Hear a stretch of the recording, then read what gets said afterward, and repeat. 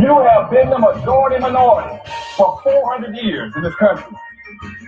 You have been the number 2 population for 400 years. You're going to get kicked out of being number 2. You're going to go down and become number 4. Now, common sense in a 3rd grade education would tell you, if you didn't get anything when you were number 2,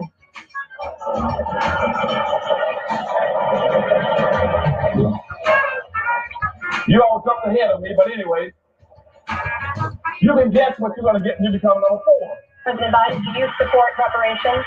Well, I mean, since I haven't spoken on this for the chance, number one, the reason we're the country we are is because of immigration. We've been able to cherry pick the best from every single kind. The people who come here have determination, resilience. They are ready to stand up and work like the devil. We have 24 out of 100 children in our school today is Hispanic. The idea that we are going to walk away and not provide every opportunity for them is not only stupid and immoral, but it's bad for America. They are the future of America. Such systemic racism that has plagued our nation for far, far too long. I said that over the course of the past year that the blinders have been taken off the nation's American people. But what many Americans didn't see or had simply refused to see couldn't be ignored any longer. Those 8 minutes and 46 seconds that took George Floyd's life opened the eyes of millions of Americans and millions of people around all over the world. It was the knee on the neck of justice. And it wouldn't be done. It's not white Americans' fault, but just a fact. At the very same time that America refused to give the Negro any land, through an act of Congress, our government was giving away millions of acres of land in the West and the Midwest, which meant that it was willing to undergird its white peasants from Europe with an economic floor. But not only did they give the land, they built land-grant colleges with government money to teach them how to farm. Not only that, they provided county agents to further their expertise in farming. Not only that, they provided low interest rates in order that they could mechanize their farms. Not only that, today, many of these people are receiving millions of dollars in federal subsidies not to farm, and they are the very people telling the black man that he ought to lift himself by his own bootstraps. Now, this is what we are faced with, and this is the reality. Now, when we come to Washington in this campaign, we are coming to get our check. We are owed $104 trillion on the very low end, plus $735 billion recurring. This number does not include the cost of about 50 Black Wall Streets that were decimated, nor compound interest from 2017 when Sean D. Rochester's book, The Black Tax, was published, nor the cost of Black life, nor the cost of living increases, nor the war on drugs, nor the current day pandemic. The number I'm working with is for slavery, Jim Crow, and accrued ongoing systemic racism, oppression, and disadvantage in the country our ancestors built with their lives. If you believe in this number as I do and would like to join me in the fight for reparations, please email me at friendsofadostv@gmail.com. That's friendsofadostv@gmail.com. Good evening on the West Coast. Good evening in the mountain. Good evening in the central. Good evening on the East Coast. You know exactly who it is, family. Angela Nirvana. Your hostess with the mostest on the Friends. Well, formerly Friends of ADOS TV. The Reparations Perspective family. Follow on in. Thank you so much for joining the live. It's so good to see you guys. I hope your Resurrection Sunday was all of that, because he arose in you I remind you often, you are the face of God, you are the voice of God, you are the body temple of the Spirit of the living God. And so, when anti-Black racism does what it does, it's in violation of the Christ that indwells your temple, okay? So, that's why I decided to bring, this series to you. Ida B. Wells 2.0. Anti-Black racism is not done. Okay? So since that's not finished, none of it gets to be finished until this is dealt with. None of it, right? Good evening, Danielle Whitten, Karma Callie, Kimberly Witcher, and for those of you who have yet to chat, your names, welcome one and all. Welcome Clubhouse. If you want to watch me live, jump over here on YouTube. Like, share, subscribe, turn on your notifications. That's the way we get these algorithms up. This is very important for us to deal with anti-Black racism. None of it goes away. You cannot break the back of white supremacy without managing your original sin of anti-Black racism. And so this particular series is focused right now on the Chauvin trial, but there'll be other additional things since the mainstream media refuses to actually deal with anti-Black racism. They want to skip right over 400 plus years of our Holocaust in this country and weaponize what's happening to George Floyd to give Asians protections who have been complicit in being our oppressors. They're the ones executing us with impunity, right? Behind the badge, behind their businesses. They're the ones in the hair shops, putting us in chokeholds and disrespecting us heinously, just like our white oppressors. So, since the mainstream media doesn't want to deal with the fact that until they make us whole, until we have social and economic justice, until they run those reparations in the trillions over multi-generations to close the over $100 trillion egregious racial wealth gap that white folks and the folks they make white benefit from, then this series will be here to highlight what is continuing to be done to us as ADOPS, descendants of American chattel slavery, whose ancestors built this country with their lives. That's my square. With that said, family, I only have an hour with you. I'm going to try to leave a little room so we can dig into the comments, and then I have to jump on the Dear Immigrant series to inform them about why they should ally with us in this fight for social and economic justice, and to remind them that nothing good is going to come of them neglecting us as our white oppressors have. You see what's happening in this country right now. We are at George Floyd, 9 minutes and 29 seconds. This is an all-out state of emergency, okay? So let's dig right into it. Today was an amazing day in the Chauvin trial as far as I'm concerned. I know a lot of you guys are trying to just temper your enthusiasm, but the prosecutors, in my humble opinion, are putting on an extraordinary case.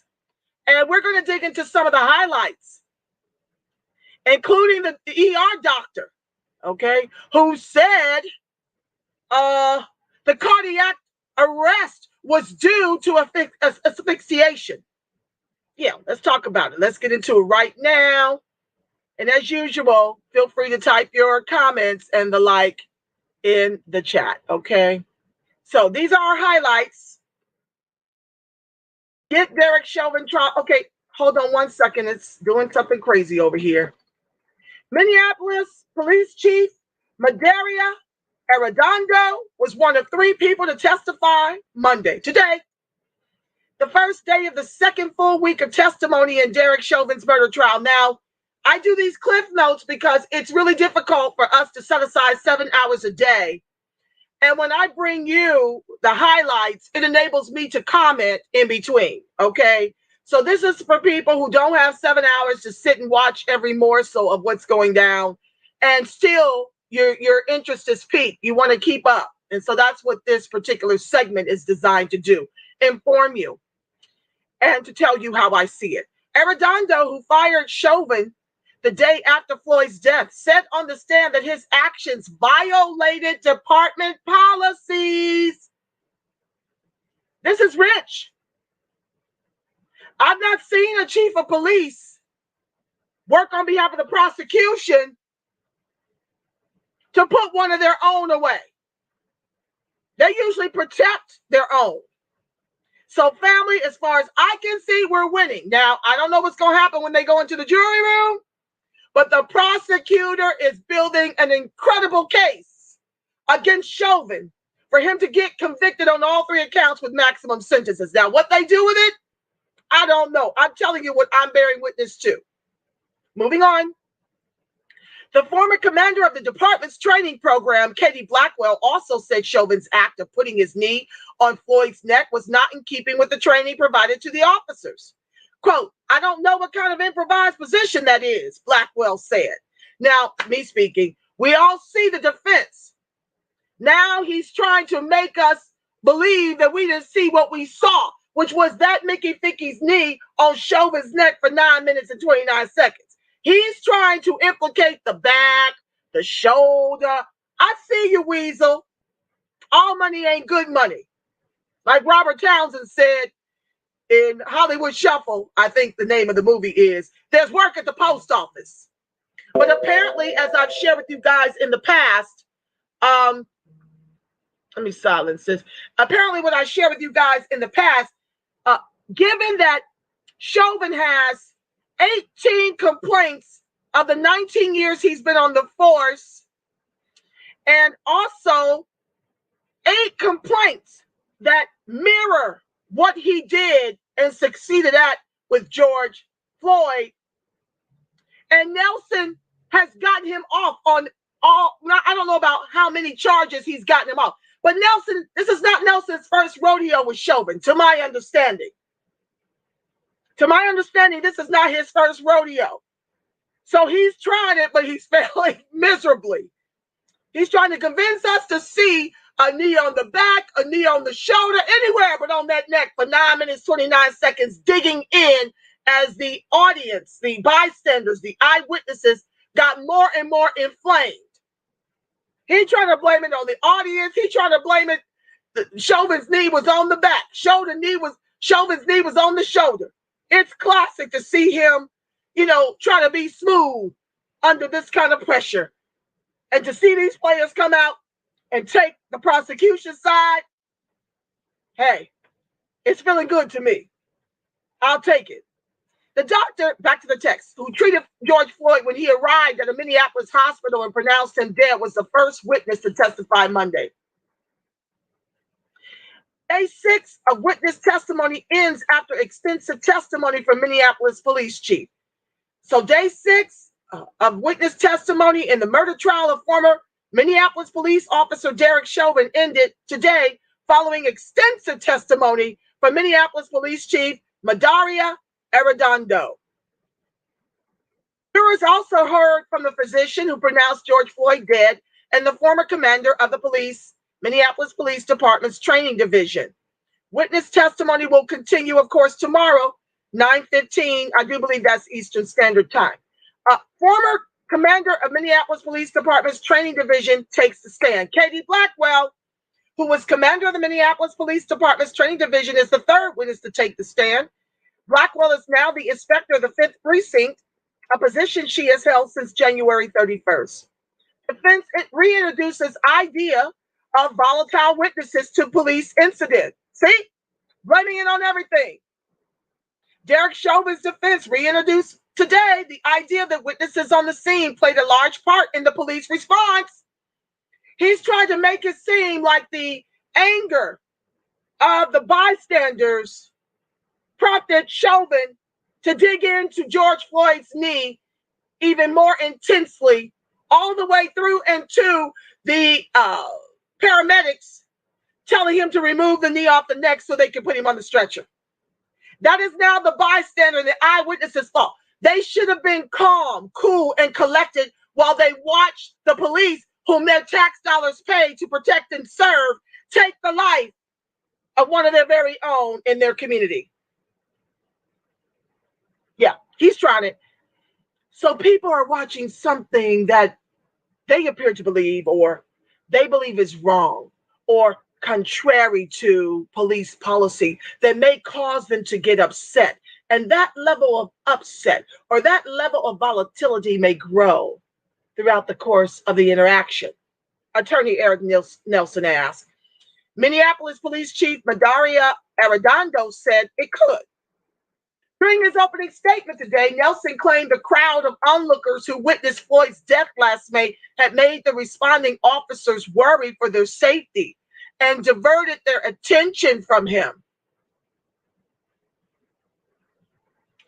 Nelson claimed that the crowd of onlookers who witnessed Floyd's death last May had made the responding officers worry for their safety and diverted their attention from him. George Floyd is handcuffed on his stomach, 2 officers in his back, Chauvin on his neck. But the onlookers who bore witness to this made the responding officers worry for their safety and diverted their attention from him. I'm assuming him is George Floyd. Last week, Nelson also cross-examined several witnesses who observed Floyd's restraint and pushed each to suggest that the crowd of onlookers had become angry.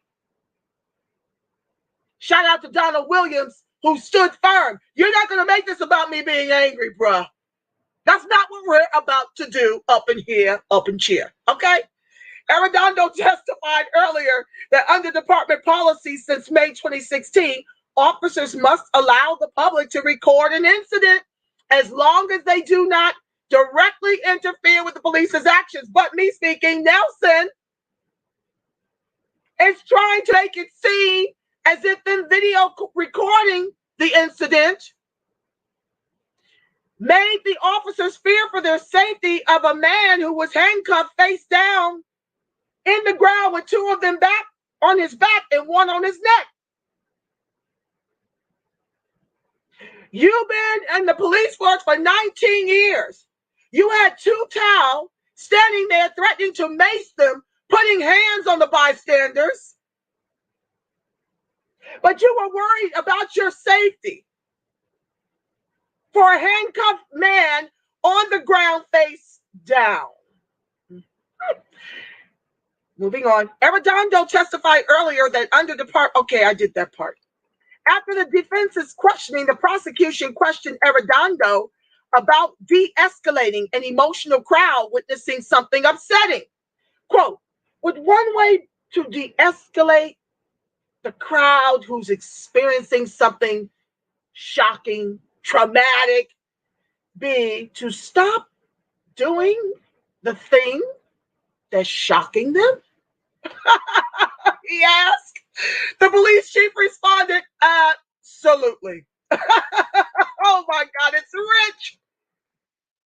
Minneapolis Police Chief Madaria Arredondo testified today that Derek Chauvin's actions during the restraint of George Floyd were in, quote, no way, shape, or form consistent with the department policy, training, or ethics. Arredondo said Chauvin violated department policy when he held Floyd down with his knee on Floyd's neck about 9 minutes. No, not about 9 minutes. 9 minutes and 29 seconds.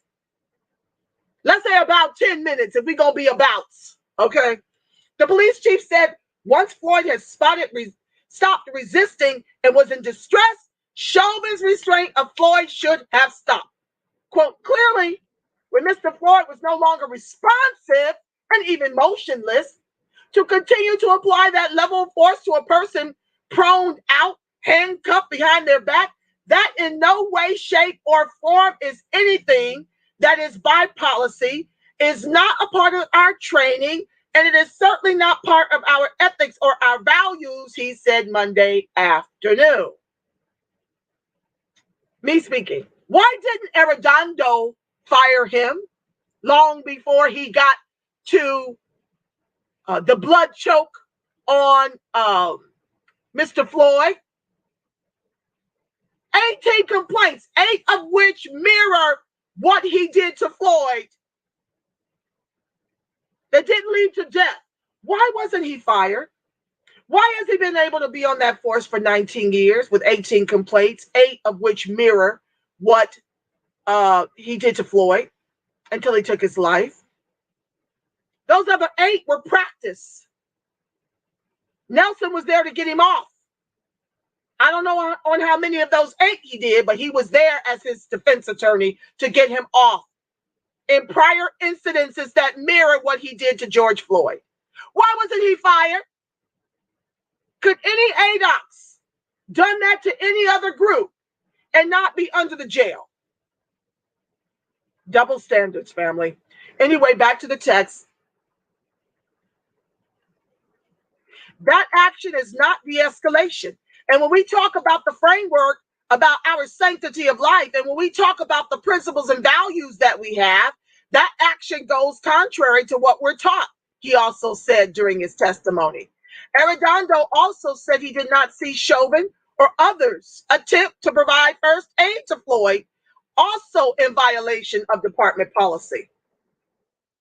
Minneapolis, Arredondo also testified that while waiting for emergency EMS, emergency medical services, officers are required to provide an emergency medical response consistent with their training.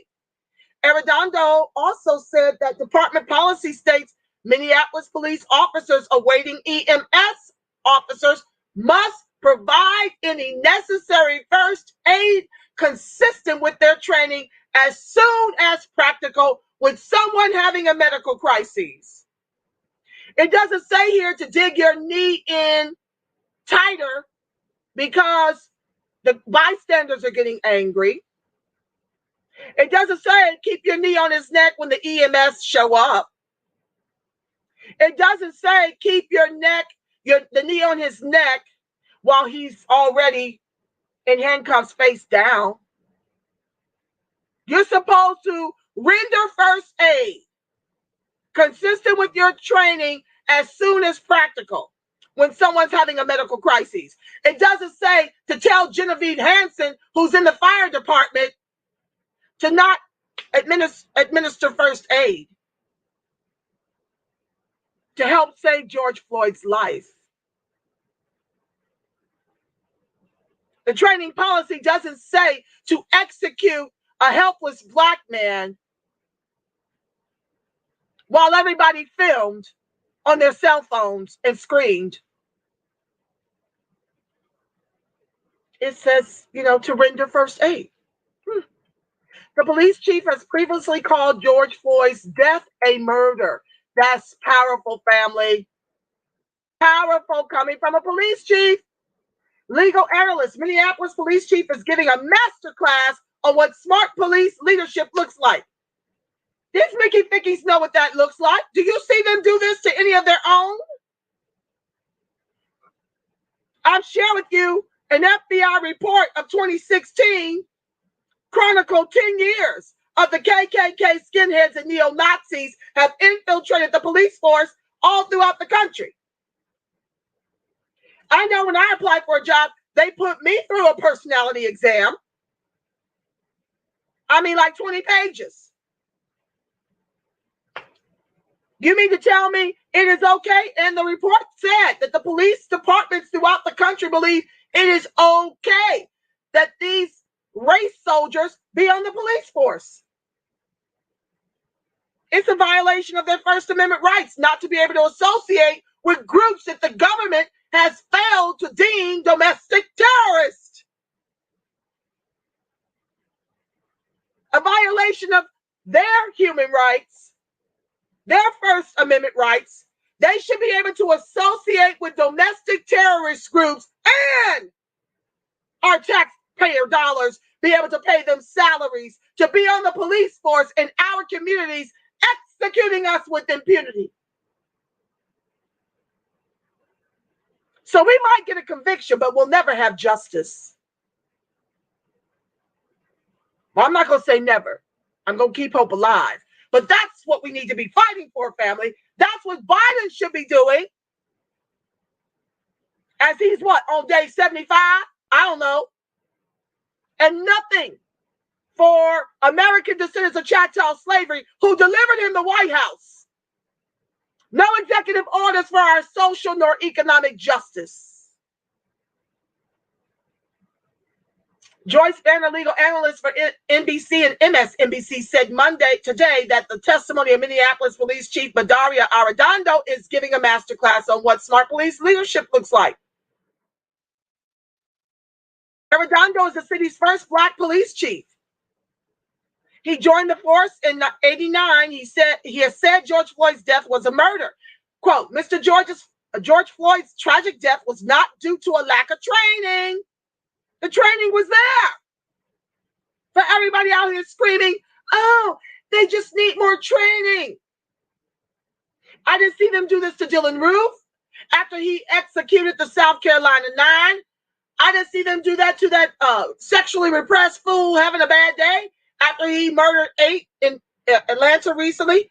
I didn't see them do this to the fool up in Colorado who executed 10. They got to go alive.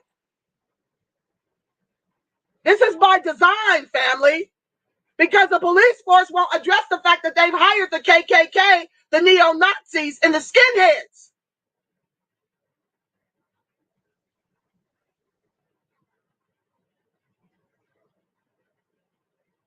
The officers knew what was happening.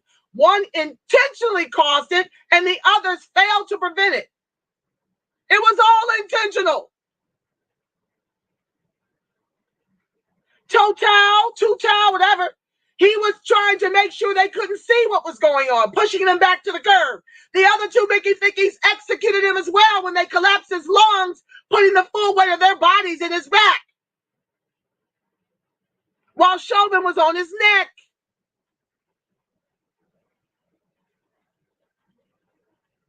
It was all intentional. Ain't no others failed to prevent it. They participated. A day after Floyd's death, Arredondo fired Chauvin and the 3 other officers who were at the scene. Derek Chauvin's defense raised the claim that Floyd's drug use could have led to the oxygen deficiency the doctor who pronounced him dead believed was a likely cause of his cardiac arrest. Dr. Bradford Langenfeld testified earlier he believed oxygen deficiency or asphyxia was more likely than other possibilities to be the cause of Floyd's cardiac arrest based on what he knew at the time. That's what I'm talking about. They're trying to blame it on the rain. They're tripping hard.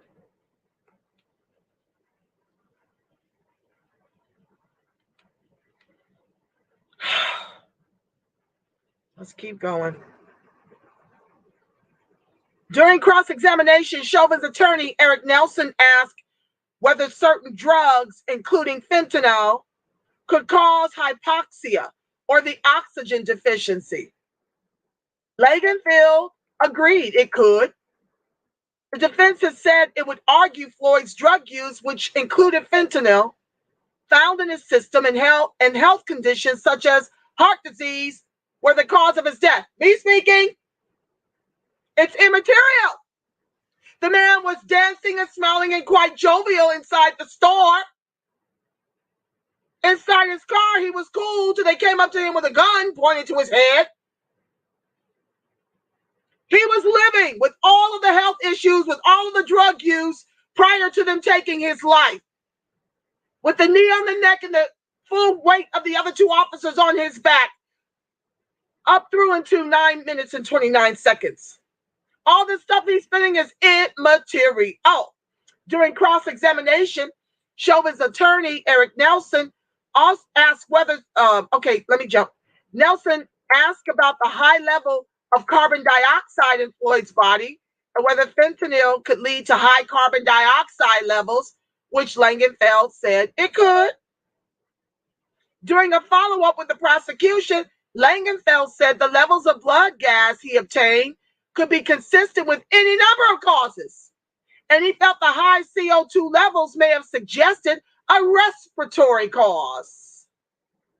Because the person's heart is stopped from whatever cause, they'll no longer be breathing either. And so you would expect that their CO2 to be high, he said. In my estimation, the blood gas in this case wasn't very strong evidence for one cause over another. A visitor chair that was designated for a guest of Derek Chauvin during his murder trial has been removed from the courtroom because no one has used it. Nobody's there for Chauvin. It will be returned if needed. Last month, Hennepin County Judge Peter Cahill said in a ruling that only one member of George Floyd's family at a time will be allowed to attend the trial, and that the ruling also applies to Chauvin's family. Attendance is limited because of the coronavirus.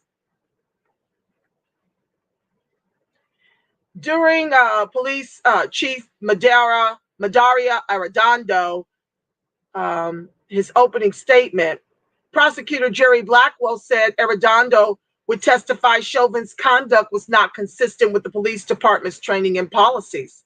He will not mince any words, Blackwell told the jury. He is very clear. He'd be very decisive that this was excessive force.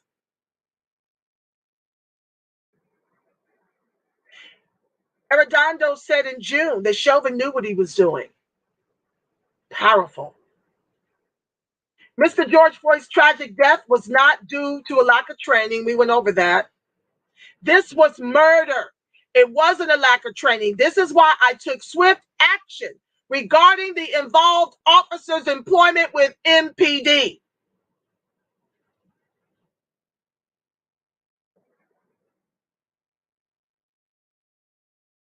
The physician who pronounced George Floyd dead told prosecutors that they believed oxygen deficiency or asphyxia was more likely the cause of Floyd's cardiac arrest than other possibilities based on what he knew at the time. Dr. Bradford Langenfeld testified Floyd was in his care in the emergency department for approximately 30 minutes, after which the doctor pronounced him dead. Langenfeld said, as he worked on Floyd, he considered other possibilities for the reason behind Floyd's cardiac arrest. He said, based on the information he had at the time, he felt oxygen deficiency was more likely than the other possibilities. Floyd had absolutely no cardiac activity and had been in cardiac arrest for 60 minutes when Langenfeld determined they would not be able to resuscitate him and pronounced him dead. The medical examiner in the case has listed Floyd's cause of death as cardiopulmonary arrest, complicating law enforcement subdual, restraint, and neck compression, and that the manner of death was ruled a homicide.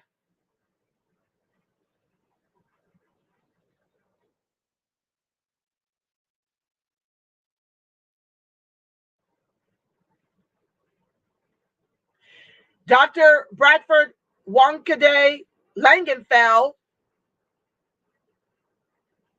who tried to save George Floyd's life before he pronounced him dead, testified Floyd was in cardiac arrest when he arrived at the hospital. It's well known that any amount of time that a patient spends in cardiac arrest without immediate CPR markedly decreases the chance of a good outcome. 60 minutes in cardiac arrest while the race soldiers would not give him medical aid and would not allow Genevieve Hansen from the fire department to save him. This is first-degree murder. He's not being tried for first-degree murder, but he should be. He intended to kill George Floyd.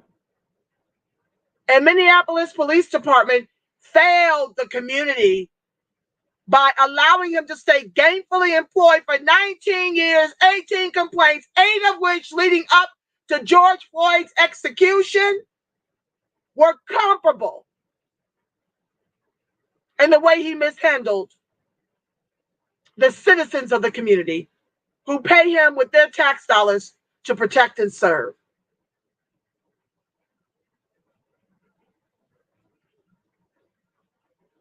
All of them should be on trial. America is on trial. Langenfeld told prosecutor Jerry Blackwell, adding that there is an approximately 10 to 15% decrease in survival for every minute that CPR is not administered. Langenfeld also testified that he got a text message identifying the incoming patient as 30 years old. Floyd was 46. Paramedics told Langenfeld they tried to resuscitate Floyd for approximately 30 minutes before they arrived at the hospital, he said.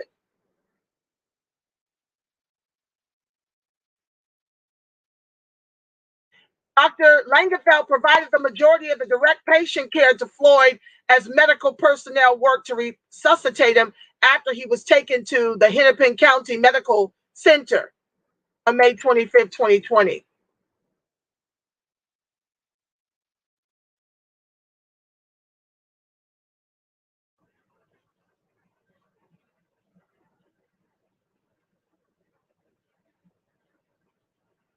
Okay, so former Minneapolis police officer charged with murder and George Floyd's death concluded Friday with the longest serving member of the police department testifying that it was totally unnecessary for Derek Chauvin to kneel on Floyd's neck for more than 9 minutes as he lay handcuffed on his stomach.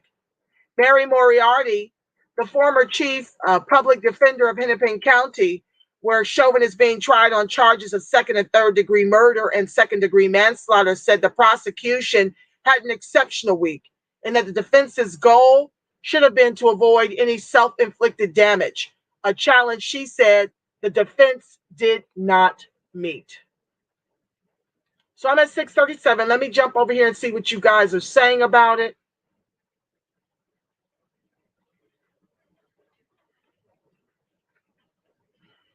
Welcome, one and all. What's up, Trey Nisi? Okay, let me go up. Welcome to the live, those who have yet to chat. Okay, very good. So I also want to take a little bit, since I have a little bit more time, and you guys are so on top of it, you know, that I don't really see any comments or questions. So let me talk about this part, because those of you who've been following me, you guys know that about the police union is actually financing Chauvin's case. This is a problem, family. So I want to read this and comment in between. Most police officers can draw from law enforcement legal defense funds for court fees. Okay.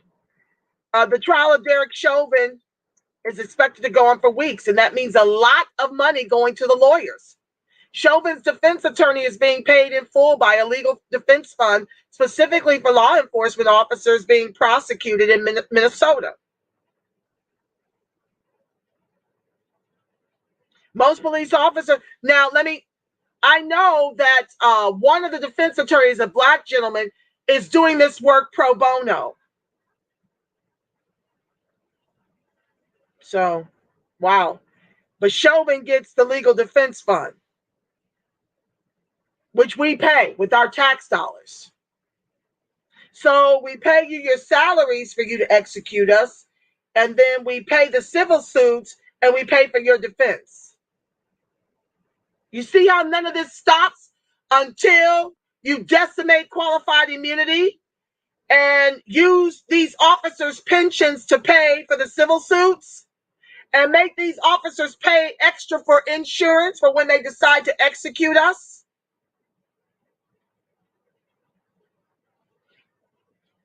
None of this stops until you decimate private prisons. 1.5 million black men enslaved in the private prison industrial complex? Most police officers around the country can freely draw from these type of funds to push through long legal battles. Samantha Michaels reported on this for Mother Jones, and she joins us now. So Samantha says, Shapiro, so you report that the Minnesota Police and Peace Officers Association have hundreds of thousands of dollars set aside for these kinds of cases.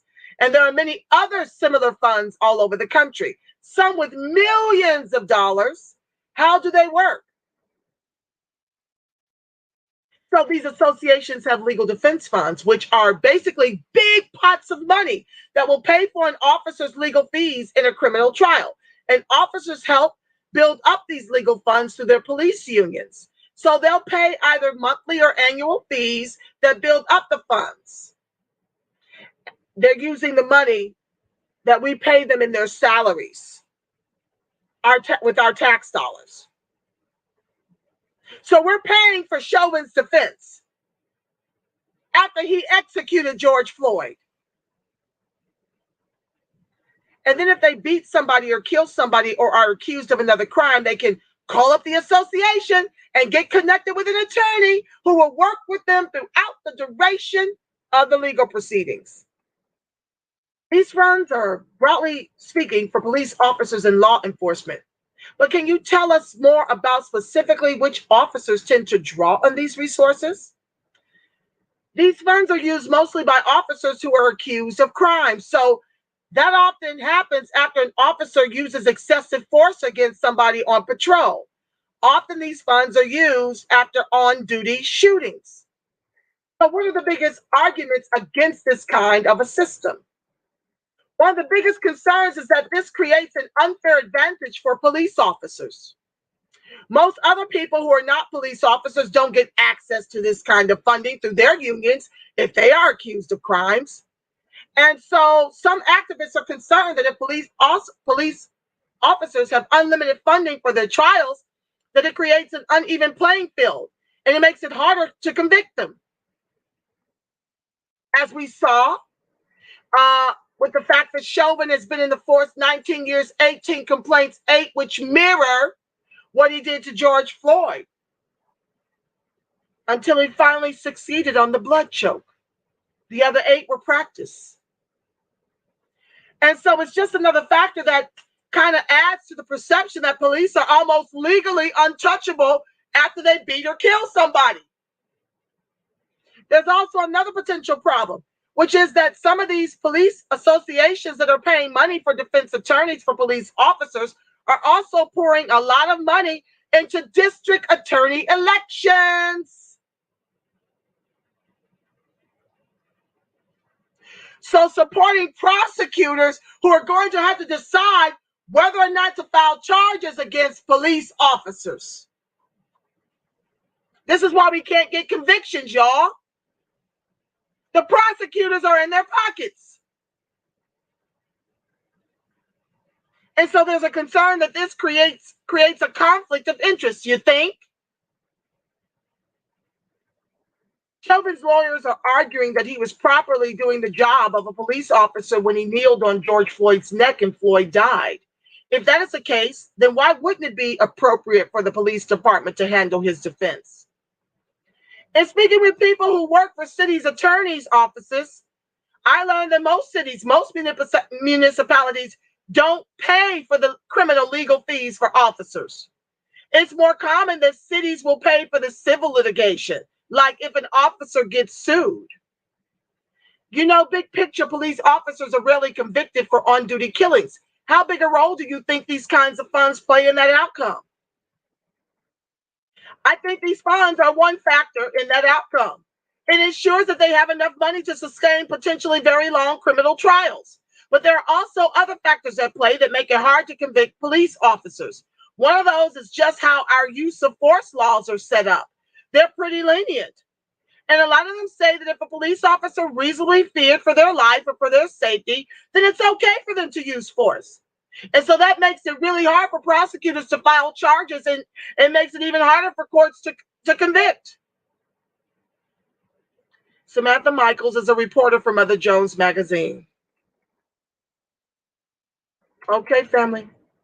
So that concludes our updates and me wanting to share that special article with you guys. I had enough time to get through that. I want to thank you so much for tuning in, and I hope to see you back in 15 minutes. Yesterday marked the 54th year. What's up, Teresa Moses? I see you, fam. Thank you for joining the live Dayton, Ohio ADOX. I love that. Yesterday marked the 54. I want to say the 56th anniversary. That was 68. I think the 52nd anniversary of Dr. Martin Luther King Jr.'s execution. And so in my dear immigrants, thank you, Denise Jarrett, expert stylist, for joining the live. In my series, Dear Immigrants, because of ADOX, where I am enlisting them as allies to help us with Fix HR 40. Let me type that here in case you don't jump with me. I am showing them the ADOX, like Martin Luther King Jr., who put his life on the line. And I'm discussing in that show about his death. There is a rumor out here that he didn't actually die at the scene where he was shot, and that the doctor, in fact, suffocated him with a pillow. We're going to deal with facts and fiction over on that episode tonight at 7 o'clock. I'm also going to talk about what I believe he was executed for.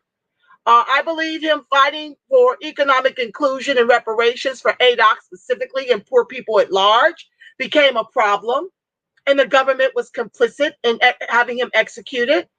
And there was one more thing in that show, let me see, that I'm going to address. Let me look at it real quick so I can tell you guys what you're in store for. Dispelling the whitewashed version of Martin Luther King Jr., talking about his radical side. You know, the question is, was Martin Luther King Jr. radical, or was he the whitewashed version you've learned about from our oppressors? We're also going to be dealing with whether or not he was liked, or was he only liked after they martyred him? Was akin to Jesus? Was he actually murdered by his treating doctor by asphyxiation? Was he murdered because he pivoted from civil rights to reparations? So that's on at 7 o'clock in about 10 minutes, family. I hope to see you over there. And with that said, I want to pray us out, that the light of God surrounds us, the love of God enfolds us, the power of God protects us, and the presence of God watches over us wherever ADOX and its allies are. God truly is, because, family, you are the face of God. You are the voice of God. You are the body temple of the Spirit of the living God. If no one's told you today, family, I love you black. I love you strong. Peace. Hope to see you at 7 o'clock. Ciao for now.